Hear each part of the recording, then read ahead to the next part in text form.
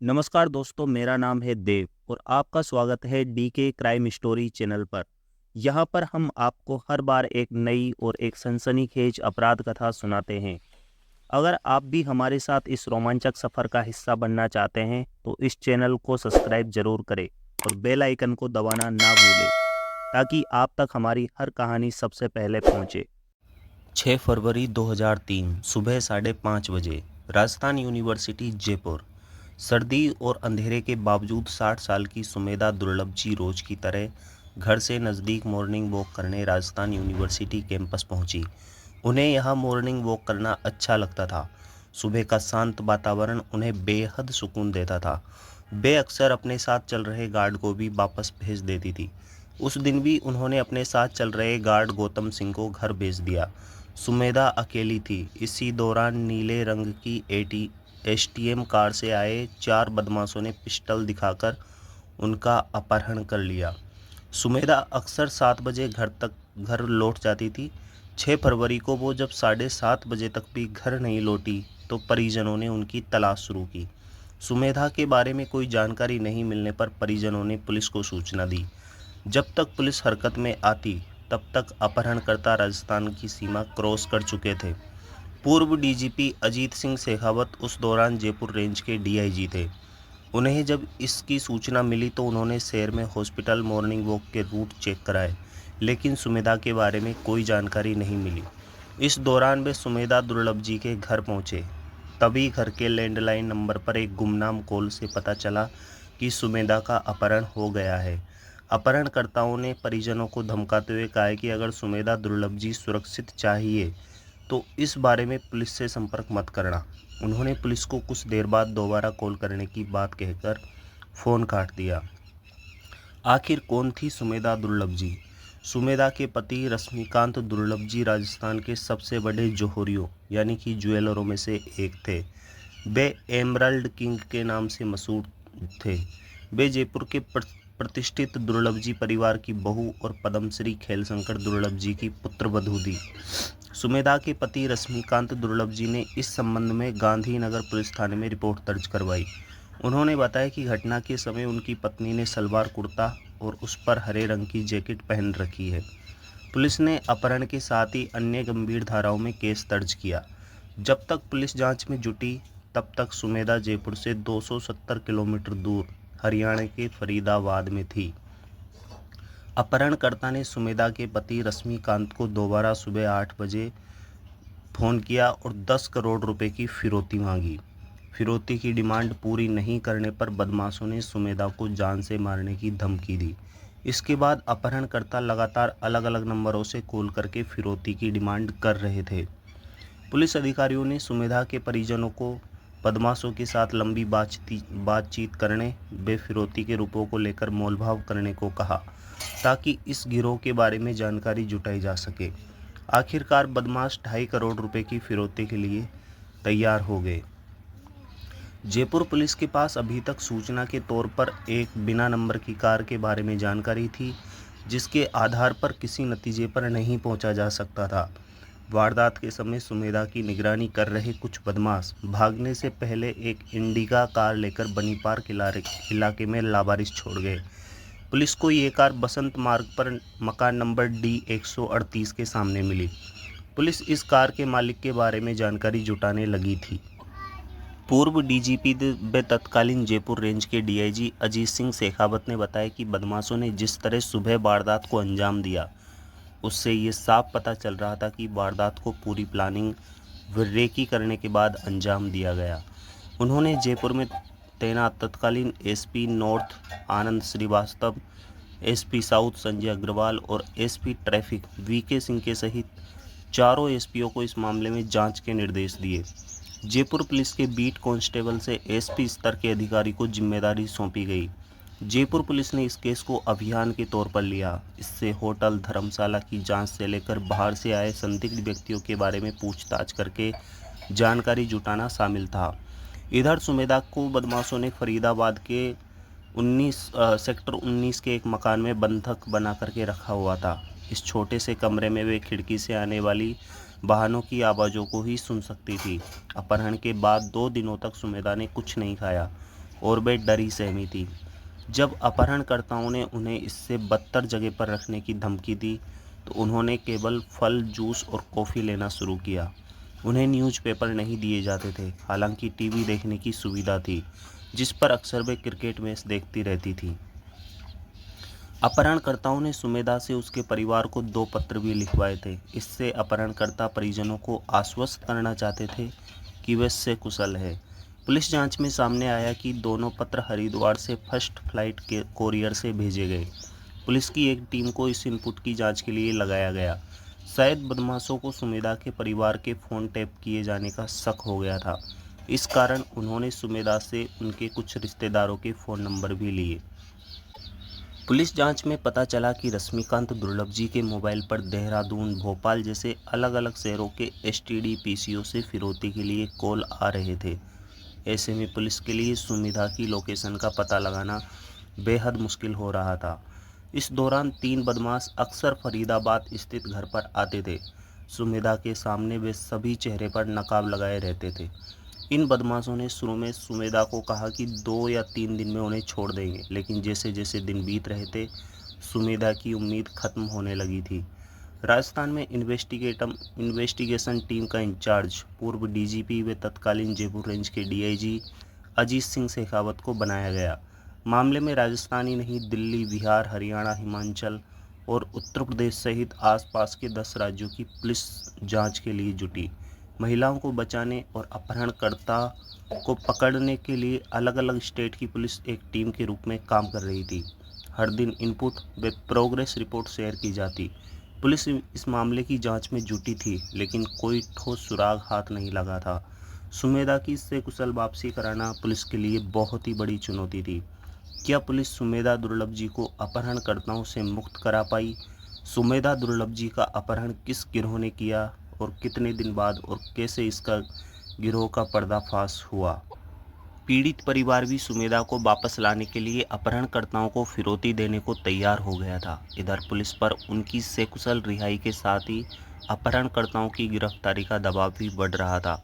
वारदात के कुछ दिनों बाद ही विधानसभा सत्र शुरू होना था। इस कारण राज्य सरकार भी चाहती थी कि सत्र से पहले ही मामले का सुखद अंत हो। पुलिस जांच में सामने आया कि गिरोह करीब 6 महीने पहले से रेकी कर रहा था। आरोपी रेकी के लिए जयपुर की 14 होटल में ठहरे। वे पहली बार सितंबर 2002 में यहां पर आए थे। शहर की आरटीडीसी सहित कई नामी होटलों में ठहरे। आरोपी रेकी के लिए 2 जनवरी 2003 को टूरिस्ट होटल, 4 जनवरी को ऐश्वर्या होटल, 8 जनवरी को राजपूताना होटल व 10 जनवरी 2003 को होटल चंद्रविलास में फर्जी नाम से ठहरे हुए थे। अपहरण से 2 दिन पहले 4 फरवरी को आरोपी होटल पोलो विक्ट्री में रुके। एफएसएल जांच में आरोपियों की हैंडराइटिंग का होटल के रजिस्टर में दर्ज एंट्री से मिलान हुआ। अपहरणकर्ताओं के टारगेट पर जयपुर के 3 व्यवसायी व उनके परिजन थे। वे रेकी के लिए सेंट्रल पार्क जैसी जगहों पर भोग के लिए जाते थे, जहां वे भोग के लिए आने वाले व्यक्तियों की रेकी करते। इस दौरान बदमाश उनके ड्राइवर गार्ड से नज़दीकी बनाने में भी सफल रहे। इस दौरान जयपुर के एक नामी व्यापारी की तबीयत खराब हो गई, जिसके कारण वे सेंट्रल पार्क नहीं आ रहे थे। ऐसे में बदमाशों ने उनके अपहरण का प्लान कैंसिल कर सुमेधा दुर्लभ जी पर नज़र रखी। वे अल सुबह अकेली मॉर्निंग वॉक करती थी। बदमाशों ने उन्हें सॉफ्ट टारगेट मानकर अगवा किया। बनी पार्क इलाके में लावारिस इंडिका कार के चेचिस नंबर से पुलिस को अहम जानकारी मिली।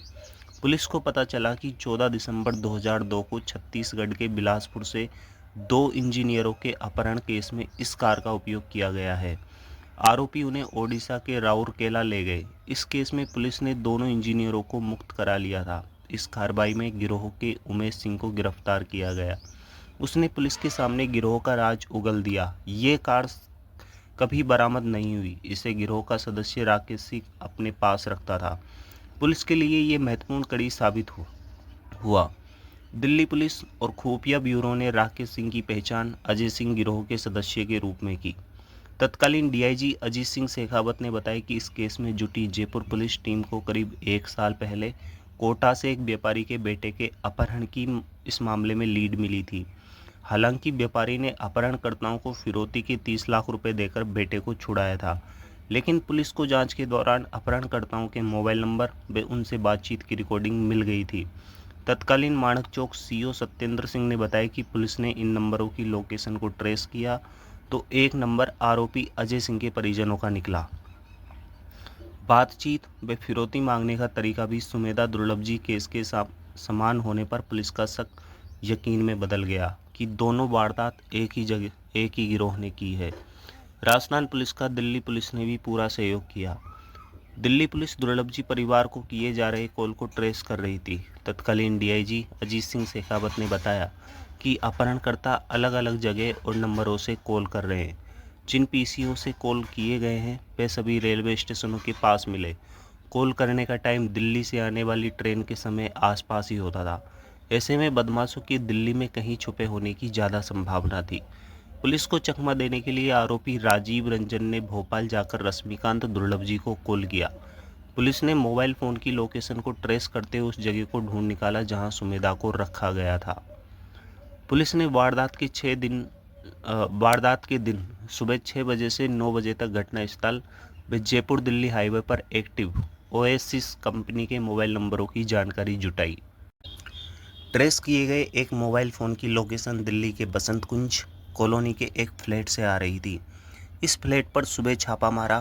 फ्लैट से 3 अपहरणकर्ता अजय कुमार सिंह, अभय सिंह और राजीव रंजन को गिरफ्तार किया गया। इन्होंने यहां पर यह फ्लैट किराए पर ले रखा था। आरोपियों ने पूछताछ में बताया कि सुमेधा को फरीदाबाद में एक मकान में रखा गया है। पुलिस ने मकान में मौजूद बदमाशों की संख्या, हथियार व अन्य जानकारियां जुटाई। सुमेधा का पता लगाना और गिरोह की पहचान करना सबसे चुनौतीपूर्ण था। दिल्ली व राजस्थान की एक टीम बसंत कुंज के फ्लैट पर नज़र बनाए रखी थी। संदिग्धों को बिना उनके साथियों को सतर्क किए पकड़ना था, जिससे सुमेधा को किसी तरह का खतरा ना हो। एक दिन सुबह जब 2 संदिग्ध बाहर निकले तो पुलिस ने उनका पीछा किया और उन्हें पकड़ लिया। इस दौरान पुलिस को मुखबिर से सूचना मिली कि मास्टरमाइंड अजय सिंह की पत्नी अनीता सिंह अपने बेटे और भाई मनीष सिंह के साथ फ्लैट में आ रही है। आरोपियों ने जैसे ही उनके दरवाजा खोला, पुलिस अपनी पत्नी और बेटे की सुरक्षा के डर से अजय ने बताया कि उन्होंने सुमेधा को फरीदाबाद के घर पर बंदी बना करके रखा हुआ है। इंस्पेक्टर उम्मेद सिंह के नेतृत्व में जब पुलिस टीम फरीदाबाद के इस संदिग्ध मकान पर पहुंची तो वहां अपहरणकर्ता अनिल कुमार, प्रमोद प्रताप, राजू कुमार सिंह और उमेश कुमार आपत सुमेधा पर निगरानी रखे हुए थे। जिस कार से सुमेधा का अपहरण हुआ वो भी यही थी। जांच में सामने आया कि धनंजय कुमार सिंह ने यह मकान प्रॉपर्टी डीलर अनिल सूद के जरिए जगन्नाथ प्रसाद अग्रवाल से किराए पर लिया था। पुलिस ने 23 फरवरी 2001 को सुमेधा को फरीदाबाद के मकान नंबर 68419 से रिहा कराया। जयपुर रेंज के तत्कालीन डीआईजी अजीत सिंह ने बताया कि गिरोह में शामिल प्रमुख सदस्य graduate post graduate Ajay Kumar प्राचीन साहित्य में पोस्ट ग्रेजुएट था। पुलिस जांच में सामने आया कि उसने फिरौती के रुपयों से नया व्यवसाय शुरू करने की योजना बनाई थी। सभी आरोपी संपन्न परिवारों से थे और लग्जरी लाइफ जी रहे थे। आरोपी राजीव रंजन निजी कंपनी में इंजीनियर था। वहीं धनंजय कुमार सिंह पंजाब के भटिंडा में रिलायंस इंफोकॉम लिमिटेड में काम कर रहा था। वह बिहार के वैशाली नगर का रहने वाला था। मोबाइल फ़ोन तकनीक का जानकार था और बिहार के पूर्व विधायक का बेटा भी था। अपहरणकर्ताओं में शामिल बिहार का अजय कुमार सिंह इस गिरोह का मास्टरमाइंड था। अजय कुमार सिंह का दिल्ली के बसंत विहार कॉलोनी में घर है। वो रिटायर्ड डीएसपी मंगला सिंह का बेटा है। अपहरण गिरोह का मास्टरमाइंड अजय कुमार सिंह झारखंड के चतरा लोकसभा चुनाव से 1991 में चुनाव लड़ चुका था। इस चुनाव में अजय को महज 16,663 वोट मिले और वे चौथे नंबर पर रहा। उत्तर भारत के राज्यों में अजय कुमार सिंह के गिरोह का आतंक था। राजीव रंजन की गिरफ्तारी के समय 23 फरवरी 2003 को दिल्ली में तलाशी के दौरान अंग्रेजी में लिखा पत्र मिला। ये पत्र सुमेधा दुर्लभ जी द्वारा रश्मिकांत दुर्लभ जी के नाम पर लिखा हुआ बरामद हुआ, जिसमें फिरौती की रकम नहीं देने पर सुमेधा ने अपनी जान का खतरा होने की बात लिखी थी। जांच के दौरान अजय सिंह की सूचना पर पुलिस ने 3 मार्च 2003 को उसके दिल्ली स्थित रिहायशी मकान से एक डायरी बरामद की। इस डायरी और राजीव रंजन के पास मिले पत्र की एफएसएल जांच कराई गई। पत्र वाला पन्ना अजय सिंह की डायरी का ही निकला। डायरी वह पत्र की हैंडराइटिंग अजय सिंह की होने की पुष्टि की गई है। अजय सिंह ने बताया कि उसने सुमेधा दुर्लभ जी को डराने के लिए काम में ली गई एक पिस्टल व 46 कारतूस राकेश सिंह को दिए थे। पिस्टल व कारतूस हरियाणा के फरीदाबाद के मकान नंबर से बरामद हुए। सुमेधा दुर्लभ जी के अपहरण के 6 फरवरी 2003 को अजय सिंह ने बिना नंबर की एक इंडिका कार को सदर थाना इलाके में लावारिस छोड़ दिया था। पुलिस ने अजय सिंह की सूचना पर इस इंडिका कार की फर्जी नंबर प्लेट ITI परिसर से बरामद की।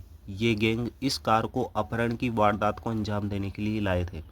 आरोपी अभय सिंह अपने साथियों के साथ जयपुर आया। वो सुमेधा दुर्लभ जी का अपहरण कर फरीदाबाद ले गया। सुमेधा दुर्लभ जी के बयानों और आरोपियों की पहचान से ये कोर्ट में साबित हुआ। FSL जांच में सुमेधा के परिजनों को भेजे गए पत्रों पर लिखे पते की हैंडराइटिंग आरोपी राजीव रंजन की हैंडराइटिंग से मिली। राजीव ने ये पत्र गुमराह करने के लिए हरिद्वार से भेजे थे। रश्मिकांत दुर्लभ जी ने अपहरणकर्ताओं के फ़ोन कॉल 17 से 22 फरवरी तक रिकॉर्ड किए थे। FSL जांच में आवाज़ की पुष्टि राजीव रंजन और रश्मिकांत की आवाज़ से हुई। फर्जी सिम कार्ड खरीदने के दस्तावेजों की जांच में भी आरोपी सही पाए गए। अजय सिंह की सूचना पर 23 फरवरी 2003 को एक बोलेरो गाड़ी बरामद की, जिसमें वह चश्मा मिला जिसके अंदर की तरफ काले रंग की टेप चिपकाई गई हुई थी। ये चश्मा सुमेधा को अपहरण कर ले जाते समय पहनाया गया था। सुमेधा ने अपने बयानों में इसकी पुष्टि की थी। जिस कार में सुमेधा का अपहरण किया गया, FSL टीम ने उस कार से सबूत के तौर पर उनके बाल बरामद किए। पुलिस ने आरोपियों के पास से 8 मोबाइल फ़ोन व कई सिम कार्ड जब्त किए। सुमेधा दुर्लभ जी की लोकेशन की पुख्ता जानकारी मिलने के बाद एक टीम उन्हें मुक्त करवाने के लिए जयपुर से तुरंत भेजी गई। इस टीम का नेतृत्व तत्कालीन इंस्पेक्टर उम्मेद सिंह कर रहे थे। पुलिस विभाग में चर्चा है कि इंस्पेक्टर उम्मेद सिंह ने गैलेंट्री अवार्ड नहीं मिलने से खफा होकर नौकरी से इस्तीफा दे दिया।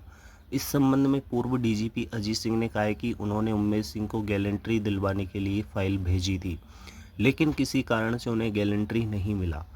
इसके कुछ समय बाद उन्होंने इस्तीफा दिया। जयपुर ADJ कोर्ट ने 6 साल बाद 19 फरवरी 2009 को इस मामले में सज़ा सुनाई। उन्हें कोर्ट ने आजीवन कारावास व जुर्माने की सज़ा सुनाई।